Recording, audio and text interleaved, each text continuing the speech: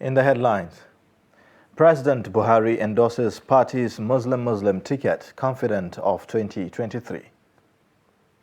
Gunmen open fire on commercial bus, abduct passengers in Kogi State.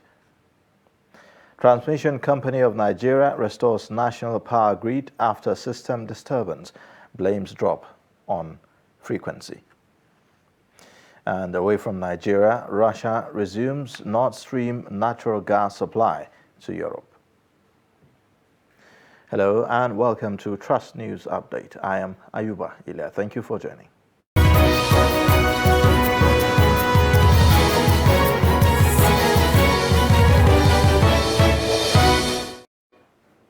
Now the details. President Muhammadu Buhari has welcomed the choice of ex-Borno State Governor Kashim Shettima as running mate to the APC candidate Bola Tinubu. Buhari said this in a statement by presidential spokesman Garba Shehu after receiving the vice presidential candidate after he was unveiled by the leadership of the party and Asiwaju Bola Ahmed Tinubu. In his remarks, Senator Kashim Shettima expressed appreciation to the president for his empathy, support and positive role leading to his emergence as running mate to Tinubu and pledged to remain loyal and devoted to the president and the party.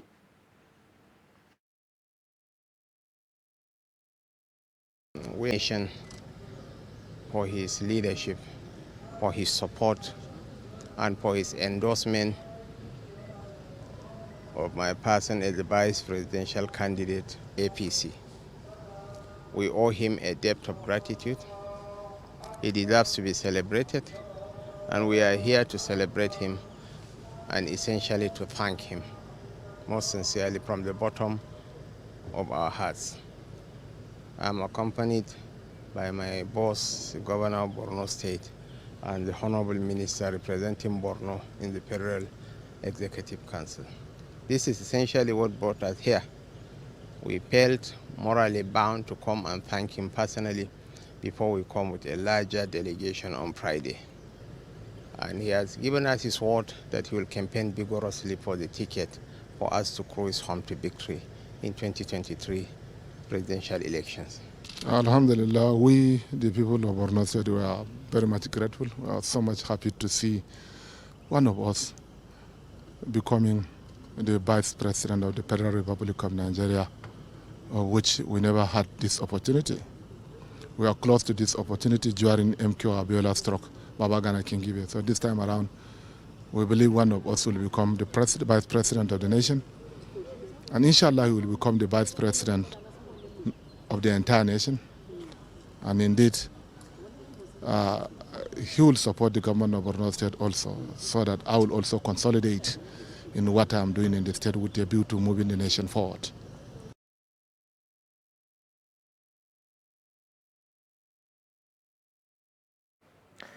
Meanwhile, hundreds of demonstrators stormed the National Secretariat of the All Progressives Congress to register their grievances over the position of the party on its Muslim ticket. The demonstration, which was led by a few party members under the auspices of APC Hausa Fulani Youth Forum, declared that they will not stop protesting until the party does the right thing.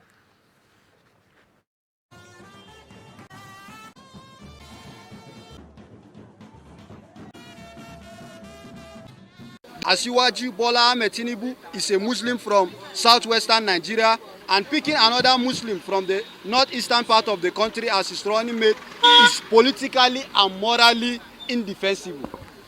We hold the firm conviction that such a move can boomerang with unpleasant consequences for the APC at the general elections. Hence, the need for the party's leadership to make haste to correct this error of judgment.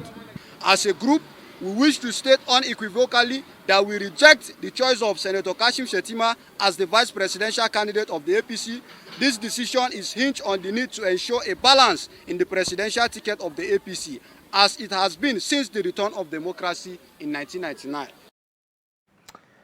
Staying with politics, the crisis rocking the Rivers State chapter of the All Progressives Congress APC has taken a new turn following resignation of some chieftains weeks after conduct of the Presidential and Governorship Congress.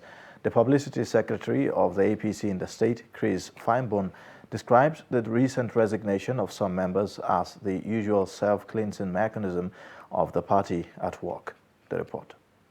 After some back-and-forth movements to gain a foothold in APC in Rivers, Senator Magnus Abe, who represented Rivers South East Senatorial District between 2015 and 2019, has withdrawn from the party's membership. He said this will give him a chance to pursue his long-term bid to govern the state on another platform. The news of Abe's withdrawal from APC had been on social media since last week, before a letter of resignation purportedly signed by him and addressed to the party's national chairman, Abdullahi Adamu, went viral online. However, Senator Abe denied issuing such a letter on his Facebook page, but declined to reveal what political party he intends to join. I have left the APC, but I didn't write any letter to resign. The constitution of the party says that if you join another party, your membership will end. So I've joined another party, so my membership will end. That's how it is. I didn't write any letter, so the letter is fake. But as to whether I've left the party, yes, I have left the party. Reacting to the exit of Senator Abe and other party members, the publicity secretary of APC in the state, Chris Feinbone, said his exit did not come as a surprise to them. It recently came to our attention that Senator Abe and the few persons still with him had concluded plans to join the Social Democratic Party SDP, on whose platform Abe will run for governor. Hence, their persistent hype to the effect that Abe will be on the ballot come 2023. This press conference is essentially to explain to you and the public that Rivers APC considers the formal exit of Abe and his associates from the APC as good riddance. We liken it to a successful excision of a debilitating cancer from the body. Rivers APC can now heave a sigh of relief from the sustained destabilizing onslaught by Senator Abe. He explained that the party made efforts to halt recent mass defections that hit its camp, but to no avail.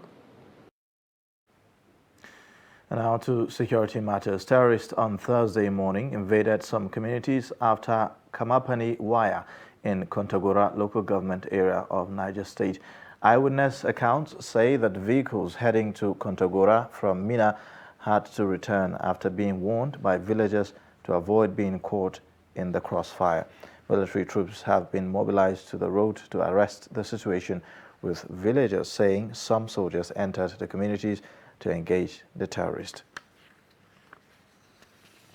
Gunmen on Wednesday flagged down an 18-seater bus and abducted passengers on board at Ochonyi Omoko village along the Abuja-Lokoja highway in Kogi State. Daily Trust reports that a vigilante member who confirmed the incident, saying that they heard gunshots late Wednesday, and they mobilized to the scene where they discovered a bus abandoned by the roadside without passengers inside.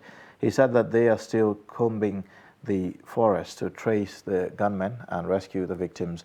As at the time of filing this report, spokesman of the Kogi State Police Command, DSP Williams Aya, did not respond to calls and a text message sent to him. The Zamfara State government is to partner the United Nations Children Fund, UNICEF, and other relevant stakeholders to tackle cholera disease in the state. The Executive Secretary of the state's Primary Healthcare Board, Ismail Tukur, disclosed this to journalists in Gusau, the state capital, shortly after a meeting with stakeholders on interventions in cholera-prone areas in the state.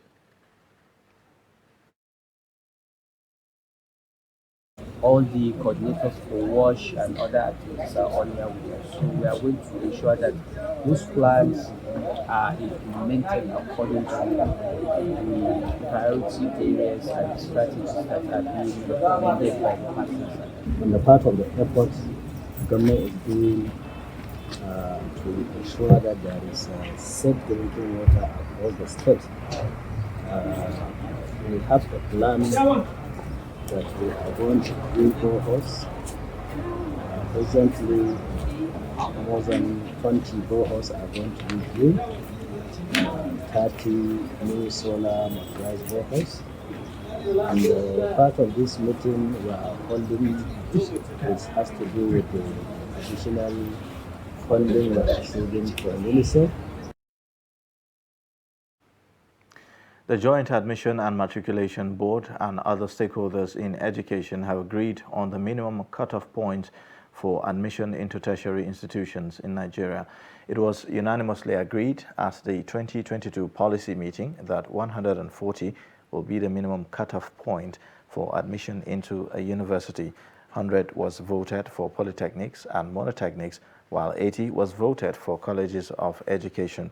The cutoff point was the collective decision of all heads of tertiary institutions, both private and public, taken at the 2022 policy meeting chaired by the Minister of Education, Malam Adamu Adamu, in Abuja. JAMB Registrar Professor Ishaq Oloyede, who explained that the aforementioned points are the minimum, added that the points do not mean that institutions must comply wholly to them. You're watching Trust News Update. Coming up shortly. Ogun State Customs seizes contraband goods. Details and more after the break.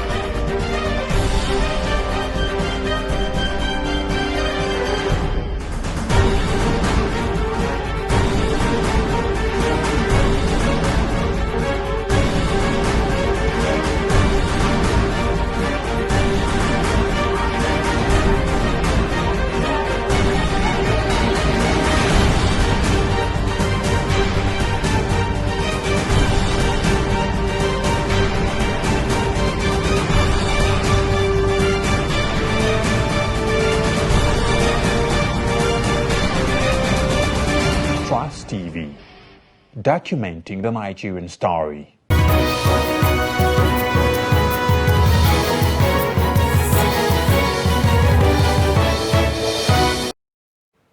Thanks for staying, and if you are just joining, you're watching the news update on Trust Television. A reminder of our top stories. President Muhammadu Buhari endorses party's Muslim ticket, confident of 2023. Gunmen open fire on commercial bus, abduct passengers in Kogi. In other news, the Senate has confirmed Umar Yahaya as co-chairman of the Governing Council of Unclaimed Funds Trust Fund. Yahaya's confirmation was sequel to the consideration of a report by the Committee on Banking, Insurance and Other Financial Institutions. The report. Chairman of the committee, Senator Uba Sani, in his presentation said Yahaya's appointment was in accordance with the provisions of Section 77, subsection 5 of the Finance Act 2020. According to the lawmaker, the nominee possesses the academic qualifications, technical knowledge and professional experience to be appointed co-chairman of the Governing Council of Unclaimed Funds Trust Fund. He disclosed that the panel did not receive any petition against Yahya's nomination, adding that he was cleared by the Nigerian Police, Department of State Services, and possesses the Code of Conduct acknowledgement slip. That the nominee possesses the academic qualification, technical knowledge, and professional experience to be appointed co-chairman of the Governing Council of the Unclaimed Funds Trust Fund. Recommendation. The Committee on Banking, Insurance, and Other Financial Institutions, having screened the nominee and been satisfied with his experience, suitability, and academic qualifications, hereby recommends that the Senate do confirm the nomination of Umar Yahya as co-chairman of the Governing Council of Unclaimed Funds Trust Fund. Will the Senate confirm the nomination of Umar Yahya for appointment as co-chairman of the Governing Council of Unclaimed Funds? Those in favor say aye. Those against say nay. The ayes have it. In a similar development, the Senate also confirmed the nomination of Joe Aniku Michael Ohiani as Director General of the Infrastructure Concession Regulatory Commission, ICRC. The nominee's confirmation followed the consideration of the Committee on Works. Chairman of the committee, Adamu Alero, in his presentation said Ohiani was asked questions on the mandate of ICRC and how he would apply the knowledge and experience gathered over time to enhance the workings of the commission. The lawmaker informed his colleagues that the nominee provided satisfactory answers to all questions asked. The committee considered the suitability of the candidate and we found him to be very knowledgeable and experienced. And we therefore recommend that he should be considered or he should be confirmed for the position of Director General of Infrastructure Concession and Regulatory Commission. Will the Senate confirm the nomination of Joe Aniku Michael Ohiani for appointment as Substantive Director General CEO for the Infrastructure Concession Regulatory Commission? Those in favor say aye. Those against say nay. The ayes have it. In its efforts to curb smuggling along the Idiroko border axis, and the Nigeria Customs Service Ogun 1 Command says that it has intercepted a luxury passenger bus loaded with 375 bales, smuggled textiles, 42 trailer loads of foreign parboiled rice, and 9 tanker loads of PMS in the last 6 months. Bamidele Makinde, the Customs Controller, Ogun 1 Area Command, disclosed this in Abeokuta while briefing newsmen. According to Controller Bamidele Makinde, the huge quantity of seized items, if allowed into Nigerian markets, would be disastrous to the federal government policy on local rice production and the economy of the nation. The command has been able to record a spectacular seizure of 25,960 bags of foreign parboiled rice of 50 bags each, equivalent of 43 trailer loads. This huge quantity, if allowed into the Nigerian market, will be disastrous to the federal government policy on rice, local rice production and the economy of the nation. He said during the period under review, the command generated a total sum of 29,940,146 naira 50 kobo from import duties and auction sales of premium motor spirits seized from smugglers, adding that a comparative analysis of the command's performance during the period under review and half year of 2021 indicates a significant increase in revenue collection and value of seizure recorded. During the period under review, the command generated a total sum of 29,940,146 naira and 50 kobo from import duties and auction sales of premium motor spirits seized from smugglers. There are several other seizures recorded in various quantities during the same period, which include frozen poultry products, 1,433 cartons, used vehicles, foreign used and means of conveyance, including Marco Polo POS, which is 72 units, used motorcycles used as means of conveyance, 20 units, illicit drugs, 1,400 packets, 2,250 sachets of tramadol, and 168 packets of codeine. He added that the command was able to make these achievements due to the continued stakeholders' engagement and management deployment of intelligence in all the operations across the state, as well as structural reorganization of the command and improved motivation of officers by the Nigerian Customs Service management, as exemplified by the operational vehicles allocated to the command recently and the provision of accommodation in various outstations within the command. The Senate has passed the Electricity Bill 2022 to improve the utilization of generated power and solve the sector's challenges. The bill was passed on Wednesday after the consideration of a report by the Senate Committee on Power. The report. Chairman of the committee, Senator Gabriel Suswam, said the bill seeks to, among others, provide an ideal legal and institutional framework to leverage on the modest gains of the privatization phase of the electricity power sector in Nigeria. Mr. President, this one deals with situation where state, in the bill now, state can legally generate power, transmit and distribute without any hindrance. Any individual who have the capacity can do same. That is a new introduction in the bill. It has now opened up so that any individual who have the capacity can go and generate power, transmit it and distribute it if we have the capacity to engage in transmission and distribution. That has been introduced now, and so Nigerians are free. The Senate President, midway through consideration of the bill, sought to know the role and operational capacity of banks that had taken over distribution companies indebted to them. Were taken over by some banks that this discourse owed so much money. That changes the landscape, because banks, or let me say those banks, do not have the capacity, the wherewithal to run the discourse.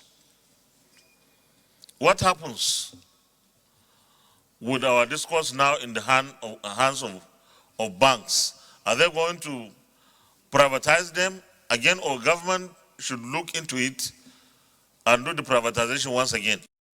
Responding, Senator Suswam explains that the takeover of entities by banks was duly carried out in collaboration with the Nigeria Electricity Regulatory Commission and Bureau of Public Enterprise.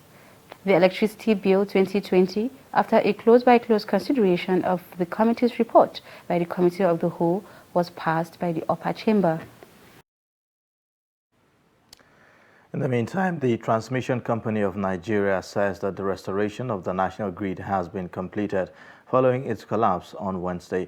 TCN, in a statement by its general manager, Ndidi Mba, said that the national grid experienced system disturbance on Wednesday. According to the statement, the incident was as a result of sudden drop in system frequency, which created system instability.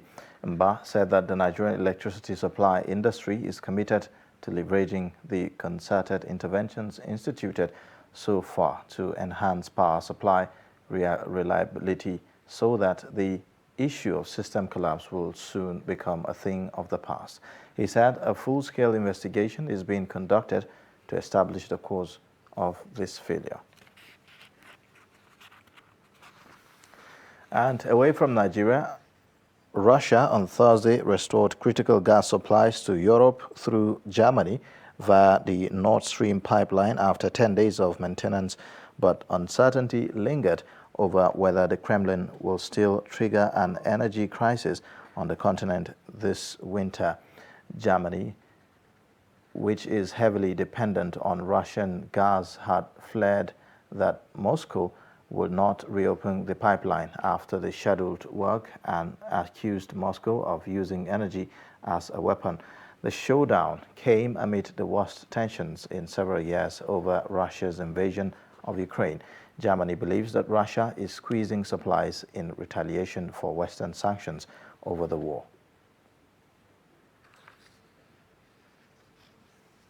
And in sports news, the Nigeria Football Federation has congratulated Nigerian officials, Patience Ndidi Madu and Mimisen Calvin Onwuka for their historic feats in their various roles at the ongoing 12th Women Africa Cup of Nations in Morocco.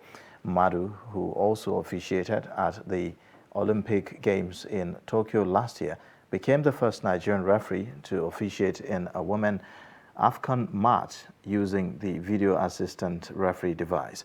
She served as fourth official in 2 other games. Calvin Onwuka became the first Nigerian assistant referee in the quarterfinals of a women AFCON that deployed the video assistant referee when she played that role during the quarterfinal encounter between South Africa's Banyana Banyana and Tunisia. Calvin Onwuka had earlier been part of the group stage encounters between Togo and Tunisia and match between Burkina Faso and Uganda, where Madu was referee. And that's a wrap on Trust News Update. Watch more via all our social media platforms, and don't forget to subscribe to our YouTube channel. I am Ayuba Ilya. Thank you for watching.